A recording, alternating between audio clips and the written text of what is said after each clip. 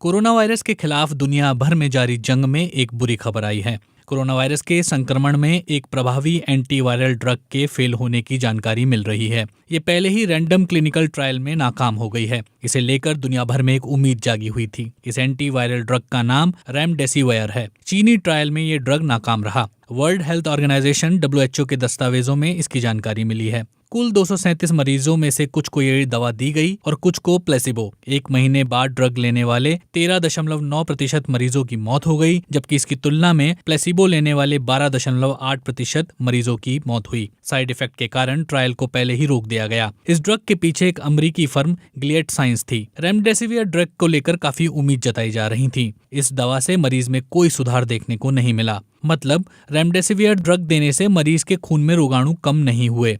इसके फेल होने के रिपोर्ट को WHO ने विस्तार से प्रकाशित किया था। बाद में WHO ने कहा ड्राफ्ट रिपोर्ट गलती से अपलोड हो गई थी और इस रिपोर्ट को हटा लिया गया। रिपोर्ट के अनुसार ये ट्रायल 237 मरीजों पर किया गया था। इन मरीजों में से 158 को रेमडेसिविर दी गई और बाकी के 89 को प्लेसिबो। एक महीने बाद रेमडेसिविर लेने वाले 13.9% मरीजों की मौत हो गई। अमेरिकी फर्म गिलियड साइंस ने WHO की पोस्ट को लेकर विरोध जताया है।